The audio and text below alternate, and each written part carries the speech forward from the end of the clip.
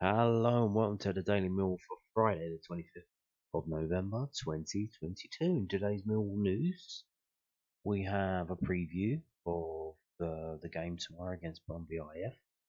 This is from suffolknews.co.uk. Team news and predicted 11 as Mill will return to action.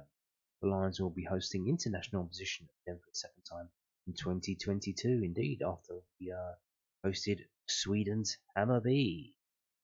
Mill don't often get to host a club of Brøndby's size at the Den, which makes Saturday's friendly match even more exciting for the club's supporters. The Lions will make a quick return to action after a 2-week break for the World Cup, having finished on a high with a 4-2 win against Preston North End on November the 12th. The players were given a week off to recover and relax, with some going off on holiday for the first time since the summer. They restarted training on Monday morning ahead of Saturday's clash against Brøndby, although eyes are on their upcoming trip to the stadium like to face Sunderland. That doesn't take anything away from the significance of tomorrow's friendly match. However, with the Drengen fra Vestengen boasting 11 league titles, 7 Danish Cups, and multiple appearances in major European tournaments. All isn't well in the town of Brøndby Vesta, however, with the club sitting 10th out of 12 teams in the table after 17 league games. It prompted them to part ways with Niels Fredriksson shortly before the break, meaning that they will travel to South Guernsey without a manager. On the flip side, they've recently been taken over by an American group, Global Football Holdings, a takeover which could be a huge boost both on and off the pitch. I didn't know that they'd been taken over. I saw some news that they had agreed to sell 30% to Global Football Holdings. Does that constitute a takeover? I suppose if they're the biggest shareholder, they effectively can run it in cooperation with other people in the boardroom, I guess. You don't have to own 51% of a club to own it, to take it over. You can be the majority shareholder and still take it over. There are some big names in the team, with former Sevilla midfielder Daniel Wass, arguably the most high-profile member of their squad. However, showing that on the pitch has clearly been a challenge, and Millwall relish the test of facing yet another Scandinavian opponent on the home soil after their penalty shootout defeat against Swedish outfit Hammarby IF. Daniel Wass is at the World Cup, mate. He's not going to be there tomorrow, so don't expect to see the mighty Daniel Wass. Manager Gary Rowett will obviously use the match as a chance to rebuild his squad's fitness levels, although he may be keen to give some game time to his fringe players such as Isaac Lobby and George Evans. Yeah, that would be nice.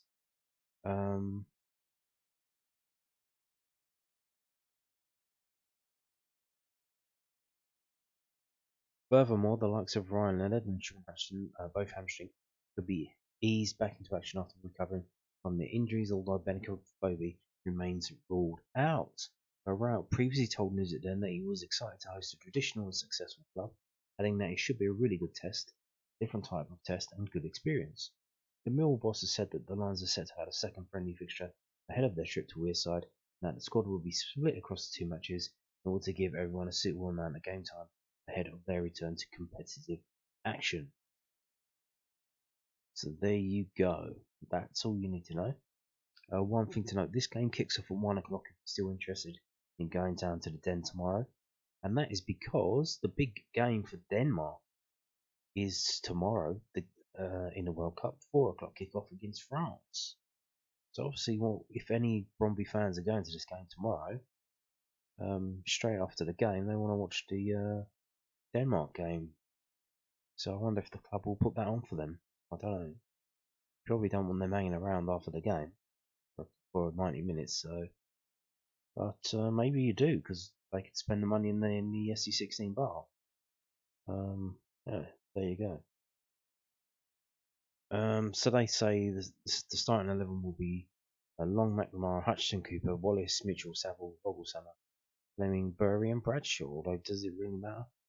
Now, obviously, we've got the second friendly coming out, hopefully behind closed doors on Tuesday or Wednesday. Now, is that going to be against lesser opposition? I mean, before we played against Bromley in a similar situation. Flemming played in that because he couldn't play in front of crowds because his work permit hadn't come through, something like that. So maybe we'll play them again. Don't know. Maybe some other non-league team. Who knows? Who knows? So this is the preview from millwallfc.co.uk. Mill will welcome Danish side Brøndby IF to the Den on Saturday afternoon, kick off 1 p.m.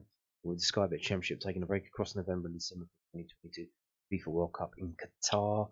Gary Outside will prepare for the resumption of the league the next Saturday at Sunderland by taking on the Danish Super Liga side in SC16 for a first ever encounter. Brøndby, winners of multiple Danish leagues and cup competitions, are regulars in European football and have previously played in the UEFA Champions League. The visitors currently sit 10th in a 12-team league and arrive in England managerless, having recently parted ways with Niels Fredriksson. From the Lions' point of view, Sean Hutchinson and Ryan Lender could return to action following hamstring injuries to both. Benikovic will be unable to feature as he continues to recover from the knee injury picked up against Huddersfield Town in late October. You can still buy a ticket. Prices range from £5 to £10. If you are unable to make it to the Den, do not worry, because Lions fans in the UK and worldwide can watch live on Millwall TV for just £5. No trains will run to and from South Bermondsey on Saturday. That's not good. Matchgoers are strongly advised to check their journeys before leaving. So, is that true? I did not think that was true. I did check beforehand. Is that... What is that about? I don't know. I thought it was not happening. Is this a strike or is this engineering works?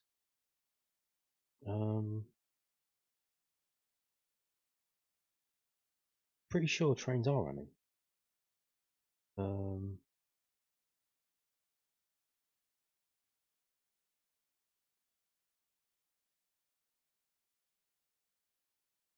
I'm just checking on the app on my phone here, and trains are running. So I don't know what's happening here. Yeah, trains should be running. So I don't know. Yeah, I'm pretty sure trains are running. Maybe they just copy and pasted it from the game the other day when there was a train strike. I don't know. So what about Brøndby? This is from freepointdk.dk. It's a Danish website that my browser has translated into English. So, squad news: 21 Brøndby players travel to London to play a training match against Millwall. The Brøndby IF squad has set course for London on Friday afternoon to play a training match against Millwall. And this is from Nana Molokarsson. While there is the World Cup in Qatar and the Super Liga is at a standstill, the Brøndby IF players are still training, and on Saturday is a training match in London. The opponent is Millwall from the Championship, and Brøndby have sent off 21 players. And Silemain and Daniel Wass are naturally not included, as they are at the World Cup with Tunisia and Denmark, respectively. So Daniel Wass may be featuring for Denmark tomorrow against France. So good for the Brøndby players to have an interest in the World Cup. This is their squad. It's pretty much a strong squad. It's their first team. Some players to note to stand out for. If we look and see, we scroll down. So we don't have ratings for the players, but we have appearances, we have goals, and we have yellow and red cards. Sorting it by goals, you've got main man with 5 goals in 9 appearances.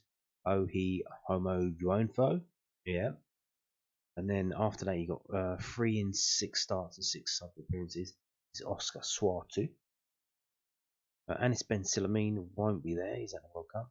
And then, but after that is 2 goals and 10 starts. Is Nikolai Vallis. You've got Christian Kapis, 2 from midfield. He's Americano. There's Josip Haradicevic. You got Simon Headland, a Swede. And there you go. You got Joe Bell, who was born in Bristol, in England, but has moved to New Zealand, and he plays for New Zealand first team. You got Blas Riveros, he's Paraguayan. You got a couple of Norwegians in the team, a couple of Croatians, Marko Ivkovic, Sigurd Rosted, but then the rest of the players are mostly Danish, so mostly Danish players in the squad. Yes, so there you go. And most of these players are in London. They're in the squad, 21-man squad. So yeah, there you go. Obviously, it's a friendly game. I'm not going to do hopes. I'm not going to do preview or prediction. Just hopes and wishes. What do I hope to get out of this game? Fitness. So that means everyone who plays in it to get fit, to get some minutes in the pitch, and not to get injured. Please, we do not want any injuries. And this is a friendly. We don't want any of what happened for Sunderland today, which I'm going to tell you at the end of the video. Bit of kung fu fighting. No, we want hands across the ocean. Love and peace. Kumbaya. Thank you very much. We want to wish all the best to Brøndby and Denmark in their hopes to beat France today. Good luck to them. Yeah, a win would be nice, but it's not necessarily important. I wonder if it's obviously before they had the Husky Cup. So when the game before against Hammerby was a draw, that you had a penalty shootout. I wonder if this game will go to a draw, if they'll have a penalty shootout. Do we really want it? Might need it in terms of playoffs. How many times do you get a chance to practice a penalty shootout in front of a crowd? You don't. So I don't know if they're going to discuss that beforehand, if it's already been discussed or what. Obviously, I imagine the players will want to get off the pitch as quickly as possible to go and watch the football. So I wonder if they all watch it together, everyone together, kumbaya, all sitting around in the lounge watching the Danish game. Yeah, exactly. Watching Denmark beat France. That would be nice, wouldn't it? I don't know about that.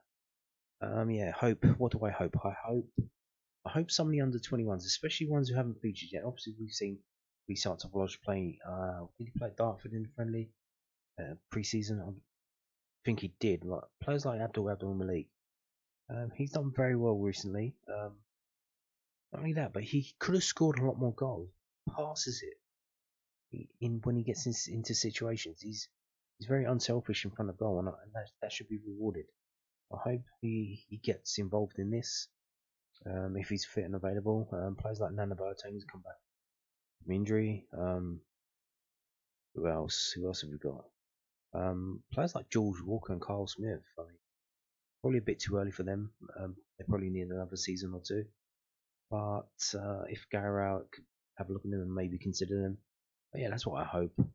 Obviously, yeah, I hope everyone enjoys themselves. And this is actually a friendly, and we play well and we do all right, and we don't get any injuries, and we go into next week's game full of confidence. Let me just tell you. Let me just go to that now. Actually, I was going to end the video with it, but I'm going to go to it now. So Sunderland, obviously we've got a friendly against Brøndby on Saturday. Sunderland had a friendly today, and it was quite eventful. They're in Dubai. So here we go. This is from rokerreport.sbnation.com.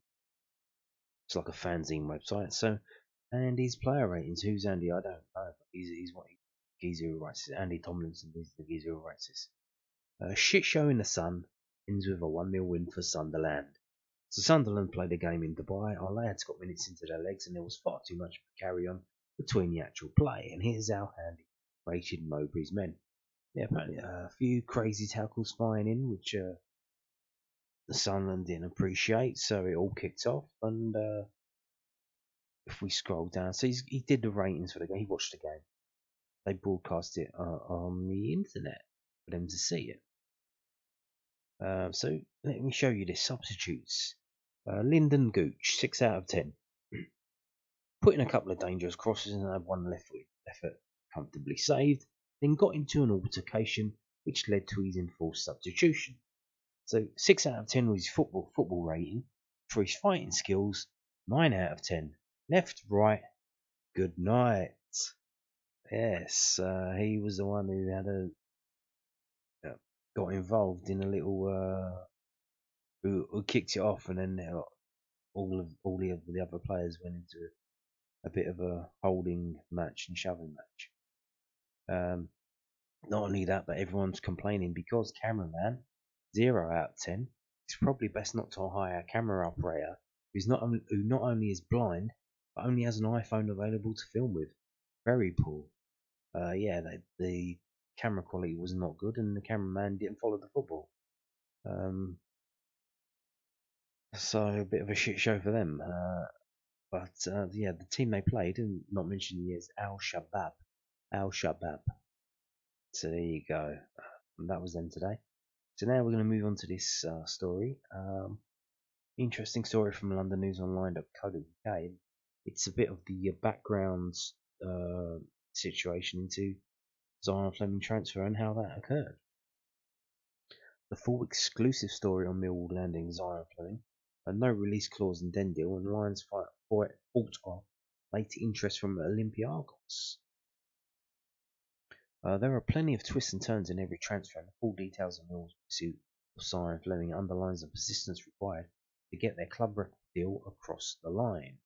The Lions' £1.7 million acquisition of the Amsterdam-born attacker is looking a particularly shrewd piece of business after his hat-trick in a 4-2 win at Preston North End earlier this month. Flemming is joint second in the Championship, scoring charts of 8 goals, but 8 of the 12 players who are either on the same total or one ahead have played more matches. Not only that, but he won that game. We had something like 6 shots, 4 on target, 4 goals. Flemming had 3 shots on target, 3 goals. If you go back and look through the videos that I made after the game, the stats video, you'll see he was the match winner in that. Flemming is the former Ajax youngster has had 42 shots in the league, a total only surpassed by Sheffield United's Ollie McBurney and Blackburn's Ben Brereton Diaz. Again, he probably had less games to do that with. Flemming has integrated quickly, effectively, and efficiently into English football. He will not even clock up 6 months in the UK until December the 1st.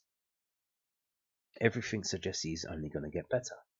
Well, fingers crossed, touch wood, hopefully he doesn't get injured. Millwall first flagged Flemming as a person of interest a couple of years ago and unsuccessfully bid for him in January. They were not always front runners, with Empoli and Wolfsburg both previously shown an interest, and Nottingham Forest had also been rebuffed more than once by Fortuna Sittard in the summer of 2021. Flemming was at last May's Championship playoff final. The feeling at that stage was that he would sign for Huddersfield Town, especially if they got promoted to the Premier League, and also that Forest, if they came up short, may come back in for him again.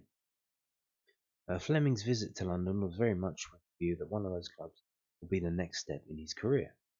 But Huddersfield were restricted by the fact that former Lions loanee Harry Toffolo and Lewis O'Brien were not sold to Nottingham Forest until July the 20th.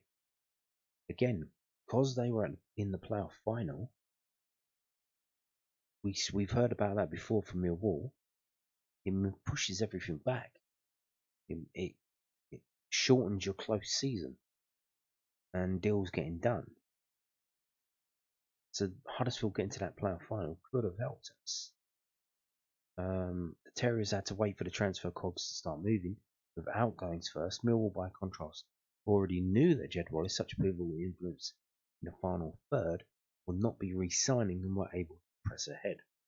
It helped that Gary had been a long-term admirer of Flemming, who had been given a glowing reference about the club from his fellow Dutchman, Michael Kieftenbeld, although the Lions had opted not to extend his contract. Rowett and Alex Aldridge, Mill's Director of Football Operations and Recruitment, helped muscle Millwall into the move equation.